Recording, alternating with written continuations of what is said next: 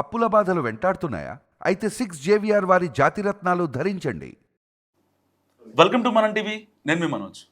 భారత్ పాక్ సరిహద్దుల్లో యుద్ధ వాతావరణం నెలకొంది. సింధు ప్రావిన్స్లో అణ్వాయుధ పరీక్షలు చేయడానికి పాకిస్తాన్ ఉవ్విళ్ళూరుతోంది. మరి అణ్వాయుధ పరీక్షలు చేయడానికి పాకిస్తాన్ దగ్గర ఇటు ఫినాన్షియల్గా దమ్ము లేదు, టెక్నికల్గా లేదు, లాజికల్గా లేదు. ఒకవేళ ఆ అణ్వాయుధాలని మన మీద ప్రయోగించాలన్నా సరే పాకిస్తాన్లో ఉన్నోడు ఎవడో కూడా దాన్ని మెయింటైన్ చేయలేడు, దాన్ని ఆపరేట్ చేయలేడు. మహా అయితే ఆ ఆబ్జెక్ట్ని తెచ్చుకొని సరిహద్దులో పెట్టుకోగలరు అంతే. ఏ రష్యా ఓడో, ఏ చైనా ఓడో, ఇంకొకళ్ళు వచ్చి దాన్ని ఆపరేట్ చేసి మన మీద ఆ మిసైల్ని ప్రయోగించాలి అంతే తప్ప అసలు వాళ్ళు టెక్నికల్గా, లాజికల్గా వాళ్ళు ఆపరేట్ చేయలేని, వాళ్ళు మెయింటైన్ చేయలేని ఆ అణ్వాయుధాలు ఇప్పుడు మళ్ళీ గాల్లోకి రావడానికి సిద్ధంగా ఉన్నాయి. మరి దీని వెనకాల ఎవరు ఉన్నారు? నిజంగా ట్రంప్. ఎందుకంటే పాకిస్తాన్కి అన్ని రకాలుగా సపోర్ట్ చేస్తున్న అమెరికా అయితే డొనాల్డ్ ట్రంప్ కుట్ర మరోసారి బయటపడింది. ఇంతకుముందు ఆయన స్టేట్మెంట్ చేశారు, ప్రపంచ దేశాలు నేను 150 సార్లు నాశనం చేస్తా, దానికి సంబంధించిన అన్ని అణ్వాయుధాలు నా దగ్గర ఉన్నాయని చెప్పి దానికి రిలేటెడ్గా కట్ చేసుకుంటే ఇక్కడ పాకిస్తాన్ కూడా ఇప్పుడు బువ్విళ్ళూరుతుంది, అణ్వాయుధాలు పరీక్షలు చేస్తానంటూ కూడా. అంటే ఒక రకంగా పాకిస్తాన్ ఎక్స్ట్రీమ్ అవుతుంటే అంటే భారత్ చేతులు కట్టుకొని చూస్తూ ఉండాలా? చూడాల్సిన అవసరం లేదు. ఎందుకంటే వాళ్ళు సరదాగా ఒక్క చిన్న గీత గీస్తే నిజంగా ఎట్టి పరిస్థితుల్లో వాళ్ళకి ఎలా బుద్ధి చెప్పాలో దానికి సంబంధించిన మొత్తం ఆ రక్షణ వ్యవస్థ మన దగ్గర ఉంది. వాళ్ళు ఫైటర్ జెట్లు త్రూ చెప్పినా సరే మనం దానికి 10 టైమ్ ఇస్తాం. ఒక్క మిసైల్ వచ్చిందంటే దాదాపుగా 10 మిసైల్స్ గాల్లోకి వెళ్ళిపోతాయి.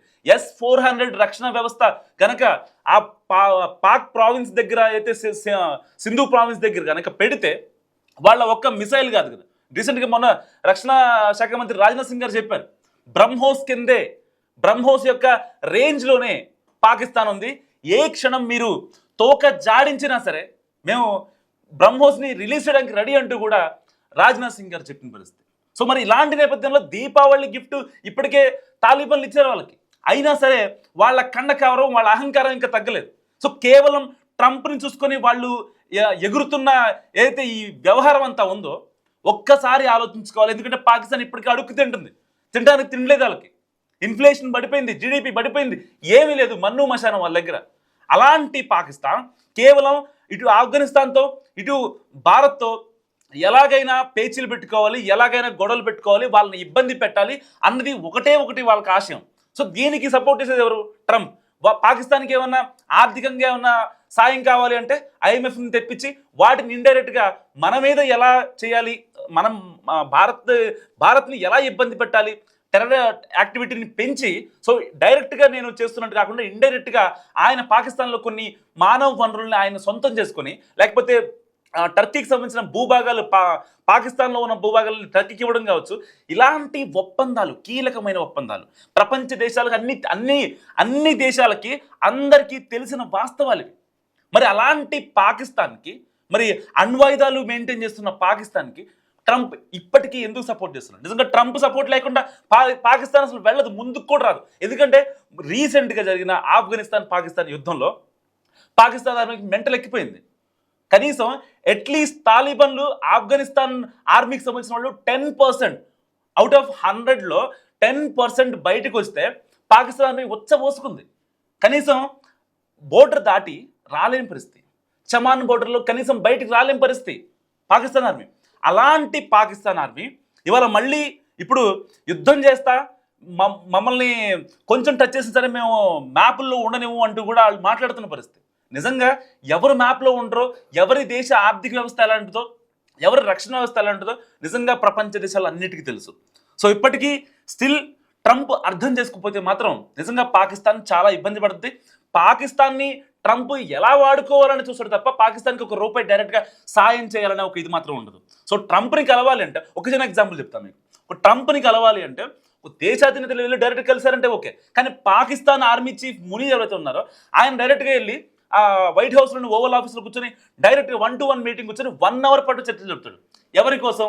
కేవలం పాకిస్తాన్ని ఇబ్బంది పెడుతున్న భారతదేశం అని చెప్పి, లేకపోతే పాకిస్తాన్ ఇబ్బంది పెడుతున్న ఆఫ్ఘనిస్తాన్ అక్కడ బూచిగా చూపించి వైట్ హౌస్లో ఈ 2 దేశాలని ఎలాగైనా మనం ఇబ్బంది పెట్టాలి అని చెప్పి వీళ్ళు మాట్లాడుకునే మాటలు ఇవే.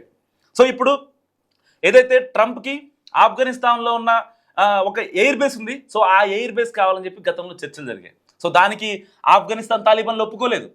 ఏదైతే దాన్ని ఒప్పుకోలేదని ఒక బూచిగా చూపించి ఆఫ్ఘనిస్తాన్ మీద దాడికి ప్రేరేపించాడు.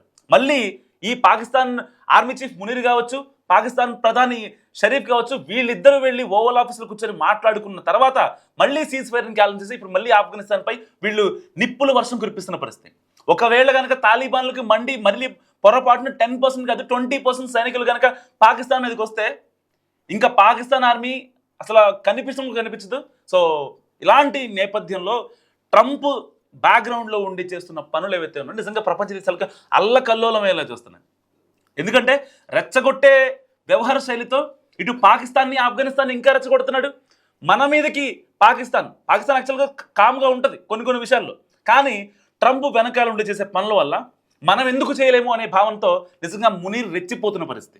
ఒకవేళ కనుక వీళ్ళు అనుకున్న ప్రకారం అణ్వాయుధ పరీక్షలు ఒకవేళ సింధు ప్రావిన్స్లో చేస్తే కనుక నిజంగా బ్రహ్మోస్ డైరెక్ట్గా విత్ ఇన్ సెకండ్స్లో అక్కడ ఉంటుంది. అండ్ S-400 రక్షణ వ్యవస్థ మనల్ని కొట్టే వాళ్ళు లేరు.